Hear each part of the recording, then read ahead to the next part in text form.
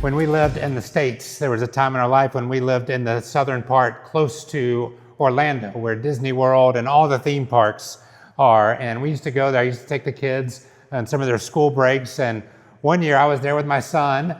He was probably 10 or 11 years old. Perfect time to take a kid to a theme park, you know. We're riding rides and then a huge thunderstorm comes, which is common in Florida. And then after that, it got out pretty quickly, but the park was pretty empty. And we went to one of the large roller coasters and we were literally one of the very few people in line.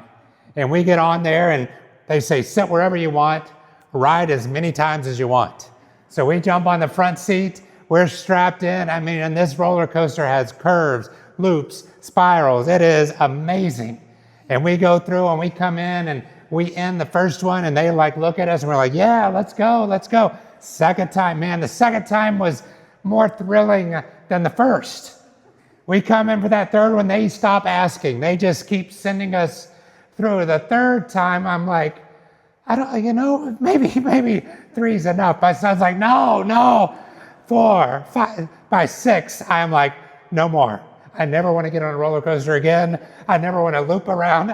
What is going on? It was too much, too intense all the time. And you know, something that can start out feeling intense and energizing, the longer it stays in our life, it can actually begin to drain us and take our energy, take the intensity.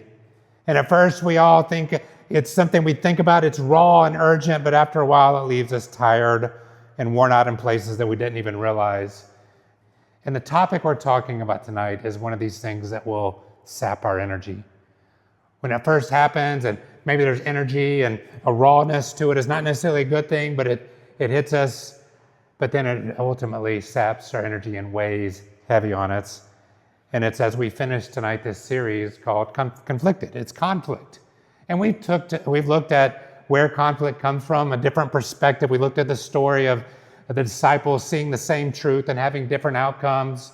We looked at ways Jesus handled when pain was poured into him, when actual hurt was put onto him. How did he deal when somebody intentionally brought pain in his life?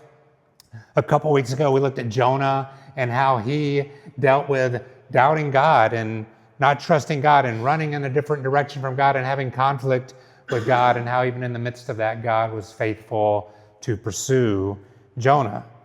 And these are all beautiful things that we've looked at, but today we come to this final message of this series, and we're not just going to stay in the realm of understanding conflict and how to process it internally. Today we're going to talk about what we actually do with it when it's there. How do we actually resolve it and get it out of our lives? Get rid of it. Not let it define us, not let it set up who we are. So it makes us ask the question to begin with, what is conflict resolution? It's a nice thing. We've heard it. There's classes on it. You can probably even get a college major on conflict resolution. They have people in businesses now that specialize in conflict resolution, but what is it? And ultimately it is this, it is a desire to extinguish the hurt of the conflict and let the impact of the conflict expire, to be done, to be finished with it. Resolving conflict is about dealing with the impact that it has left on us, the hurt, the offense, the bitterness. And when we think about this, maybe we think about a negotiation table, somewhere where we're finally going to sit down with the person who hurt me, who I have an offense with, who we had a different perspective on, or we're going to sit down and we're going to get it out. We're going to put it all on the table, and it's going to culminate in this huge moment of conflict resolution. And they're finally going to admit what they did, and they're going to apologize, and I'm finally going to feel better. It's like this, the finale of a fireworks show. A couple years ago in the summer, Cannes has, they have it every year, the fireworks show, and our kids were here and we were watching the finale of this. This is an image of Catherine and our daughter watching the last finale of one of the fireworks show over the Bay of Cannes. Beautiful, just so much. And this is what we often think is going to happen in our life when we resolve conflict. This big, memorable moment. And we think in our lives, all right, I've done that kind of. You know, this person hurt me. We've gone through this difficulty. You know, we've challenged. And what we've done is I've just created enough space with them that I don't have to think about it all the time. I don't have to deal with it. But the truth I want you to hear is this, is unresolved conflict is not inactive. It's not inactive, it grows in our life. It has to be dealt with fully. Even a small ember has a chance to still set the fire alive. Think about a campfire. If you don't fully extinguish it before you leave, even the smallest of spark can be carried by the wind, land somewhere else, and set the forest on fire. And in the same way, when we don't fully deal with conflict in our hearts and just say, I just don't want to be around that person anymore, but actually deal with it, that small spark of bitterness can eventually burn through other areas of our lives. Or think about when something goes bad in your refrigerator. You know, you open it and that smell just, what did I forget to throw out? What piece of fruit, what milk have I forgotten that's there? And that smell, right, doesn't just stay in that one spot. It spreads. Or a fruit that's gone bad starts to mold and affect the other fruit around it. This is what unresolved conflict does in our life. It begins to smell and affect everything, and we allow it to stay past its expiration date, and it begins to contaminate other part of our life. This is why in Ephesians 4 it says, get rid of all bitterness, rage, anger, brawling, slander, along with any other form of malice, and instead be kind, compassionate, forgiving, just as Christ forgave you. What does it say get rid of? Not deal with, not keep in a back corner, not just have it around a little bit so it doesn't have that big of an influence in your life unless that person just happens to be walking down the street and you see them. Or you see a text, or you see something good happen in their life and it flares up again. No, it says get rid of it. Get rid of it. Because when you don't, it starts to take root in your life. And you see here on the screen what it does. Unresolved conflict starts to build resentment in our life, where I don't see the person as a person anymore. I see them as a problem. Then comes anger, where I want bad for them. Not just that I don't want to be around them, but I want bad for them. And then bitterness takes deep root into the soil of our lives and starts to soak into everything else, the way we view every circumstance. We start to see even people who haven't hurt us as potential people who will hurt us. And we see somebody who has hurt us as somebody who will never forgive. And that leads us to isolation, right? Where we start saying, I can't trust anybody. And we start walking back in isolation. And then we arrive at destruction in our own lives and destruction that we want for other people. We're not healing. We're not hopeful. We're vessels of destruction. And the key idea is this. Even ignored, unresolved conflict grows and produces damaging fruit in our lives. Even if you ignore it, it's active. It's working in the background. You may say, look, I know we disagree about this, or this person hurt me intentionally, and I'm gonna hide it in the back room of my mind and not deal with it. Or man, God's challenging me in ways that I don't want to face him and talk to him, and I'm just gonna act like ignore it. Ignoring it, hiding it, these do not stop it from growing and bringing damaging fruit into our lives. And this is why unresolved conflict is so costly. It doesn't stay small. It grows, and left alone will eventually damage far more than we ever intended. So then, how do we actually resolve conflict? How do we actually stop this pathway of destruction? So over the next few minutes, I want to give us some biblical principles to hold on to, some actual steps that we can take to walk what I call the pathway of peace in our life. That we actually become at peace and peacemakers. After seeing the painful and destructive path that we just saw of unresolved conflict, I want to shift our focus now to something better. Because God has not left us without a way forward. He has given us a clear path of peace. But I want you to hear this. Peace is not just a destination, it's path. We talked about this before when we did our peace series, but it is not just this destination we step into, it's a path that we walk step by step. It's why Hebrews 12:14 says, make every effort to live in peace with one another. Make every effort. Work at it. You have to step into it. In other words, peace is not passive. It requires intentional effort. We just don't wait for peace to happen. We have to actively pursue it. I think many of us in here, if we said, do you want peace in your life? We would all raise our hands. But we don't always know how to get there. We don't know how to get past the conflict. We don't know how to get rid of it. And so let's walk through this pathway tonight. And I'm going to tell you the steps get more and more difficult as we walk. But as we do walk them, we also experience more and more freedom. So step one to the pathway to peace is actually to make a decision to reconcile. To reconcile. When we talk about reconciliation, we're not just talking about nice feelings or surface level agreement. The word itself comes from the idea of settling accounts. Think about closing the books at the end of the year or counting the money at the till at the end of the night from a register. Reconciliation means nothing is left unaccounted for. Everything is brought to light, examined, and resolved. And in the context of conflict, reconciliation is both a decision and an action. It's a decision to stop allowing the conflict to remain open and unsettled in your heart. And it's a choice then, an action, to look at the pain, the offense, and the brokenness honestly and to deal with it fully. You may say, well, that's easy. I'd much rather have peace than pain. And as strange as it sounds, sometimes it actually feels comforting to hold on to our pain. It becomes familiar. It gives us a sense of identity.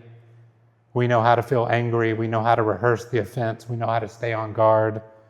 And the question becomes, if I let this go, who will I be? What will fill this space? Listen to Psalm 34:13. It says, keep your tongue from evil and your lips from speaking deceit. Turn from evil. Turn from the pain. Do good. Seek peace and pursue it. Jesus in Matthew 9 calls people blessed, and one of the blessed people, he says, are the peacemakers. They shall be what? Called sons of God. And what these verses remind us is a beautiful key thought I want us to hold on to tonight when we talk about actually choosing to reconcile, having the decision to reconcile. Our decision to pursue reconciliation reminds us of something much greater. It reminds us of God's choice to reconcile with us, even though we were the ones who turned away from him. Even though we were the ones who moved away, who sinned, he did not wait for us to get it all together. He pursued peace with us at a great cost to him. But to do this, you have to be willing to let go. To let go of it. Reconciliation means you bring it, set it on the table, count it for what it is, and then you wipe it clear and let it go. A few years ago on Catherine's birthday, when we were in New York, she wanted to do something unique, and so she chose to do trapeze. We went to a trapeze school. And here's a picture of her on the trapeze. Look at that form. Look at that. I mean, she is exactly like they told her to do. There was another bar, you have to let go of that, her legs are coming, she is straining toward the guy who's gonna catch her, right? Who was much better looking and more muscular than me, and she was straining to get to him. Just like we should do, like when we strain toward the things, get rid of the things that are bad and strain, reach for something new. But you can't reach for something new if you have your eyes on the old things. And to experience true peace, to walk in a pathway of peace through reconciliation, you have to let go and reach toward what God wants for you. What they did to you, who they are even now, whatever it is that still angers you about this moment, you have to let it go. And here's the hard truth. You cannot reconcile with the past while still holding on to it. You can't. It's impossible. You cannot reconcile with the past while still holding on to it. You can't experience the peace of God while refusing to release the pain that's keeping you bound. And the truth is, some of us have been holding on for a long time. We know it. We know the pain well. We don't have to explain it to anybody. Others know it. We've protected it. You've told yourself that by letting it go would be weakness, or that somehow the other person would be off the hook. They wouldn't pay the price. But I want you to hear something tonight. When you choose not to reconcile, the only person still paying the price is you.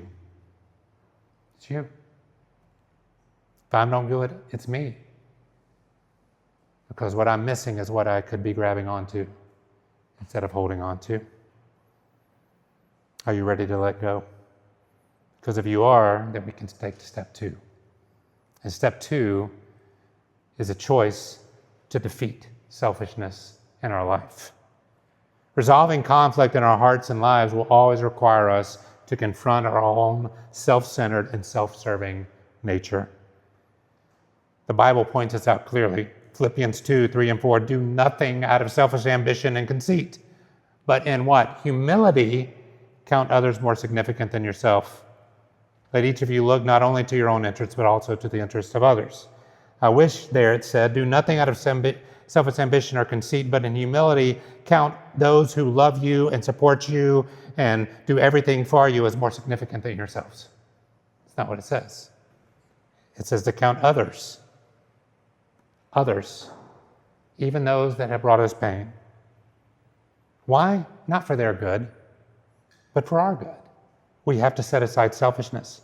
James 3, 16 and 18. For where jealousy and selfish ambition exist, there will be disorder in every vile practice, but a harvest of righteousness is sown in peace by those who make peace.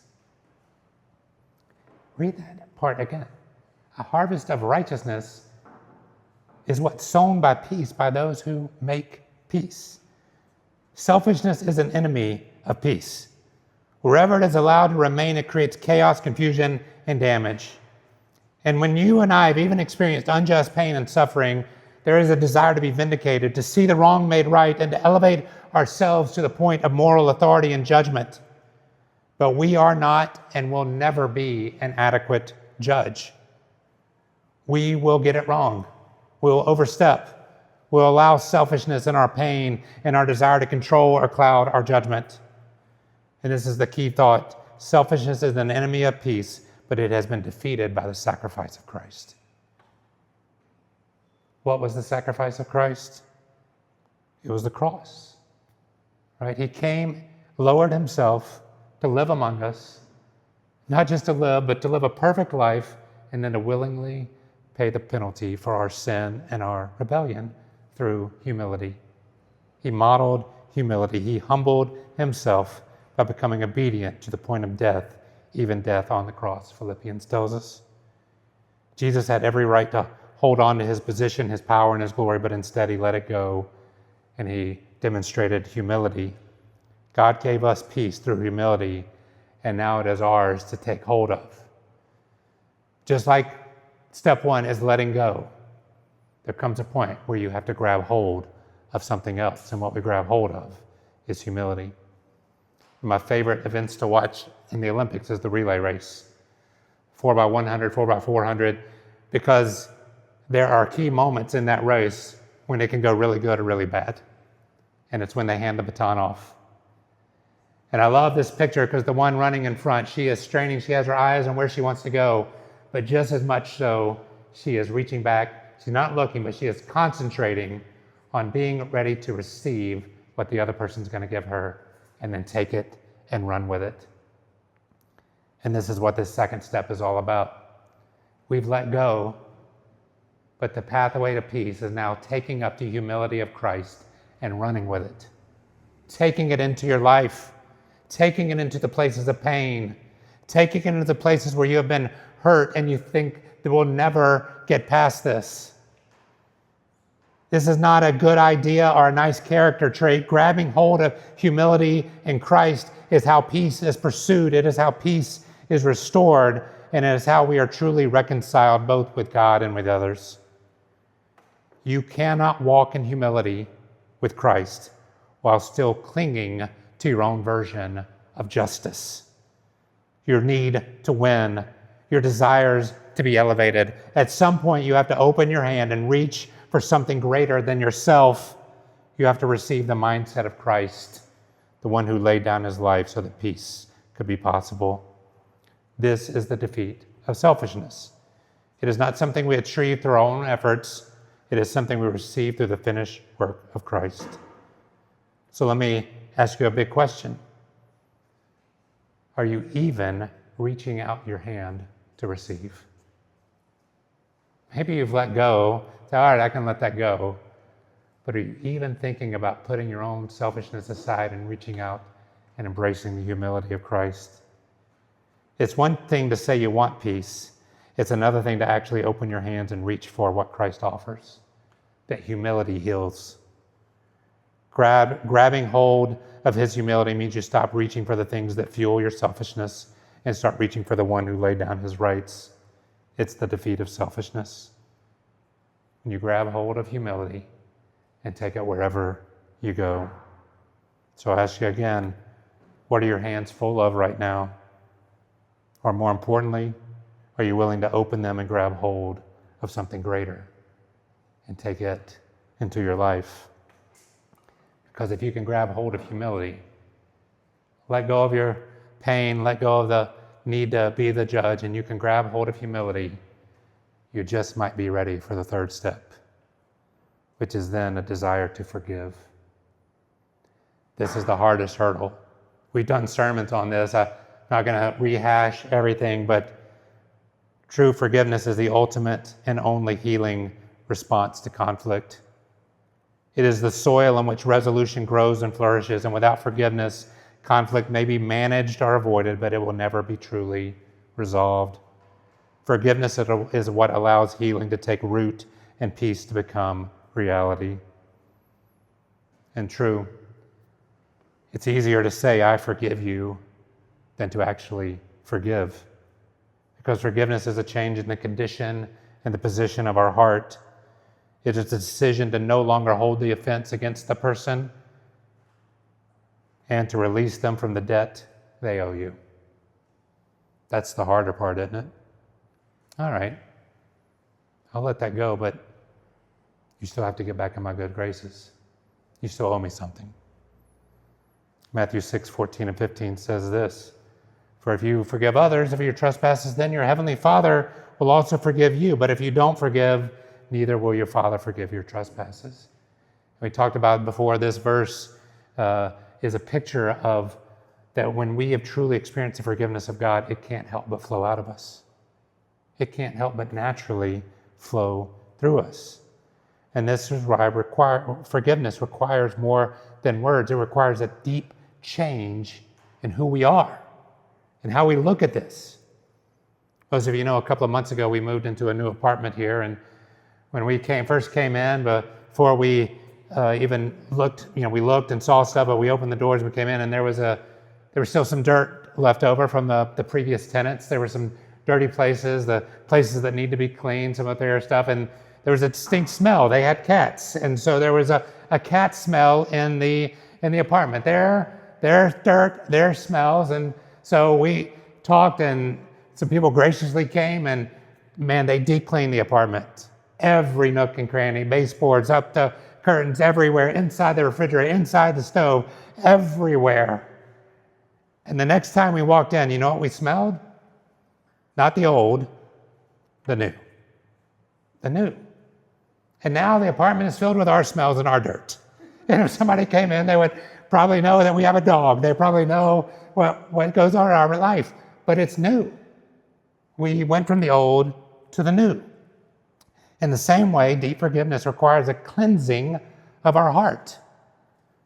It's not just an outward spray and wipe down. It is a cleansing. Ephesians says, let all bitterness, wrath, and anger, clamor, slander be put away from you. Put away, cleaned.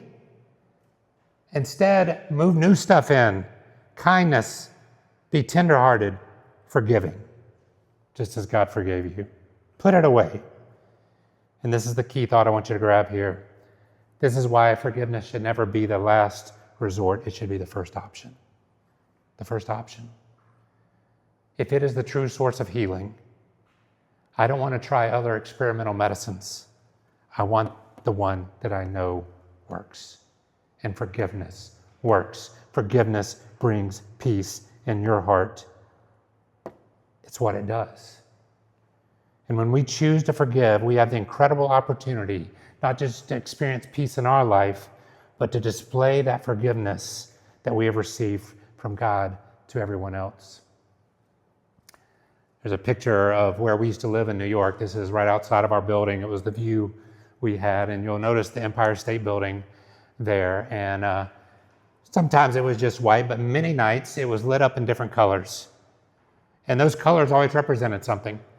Maybe it was a team who won a sporting event, a World Series or an NBA championship.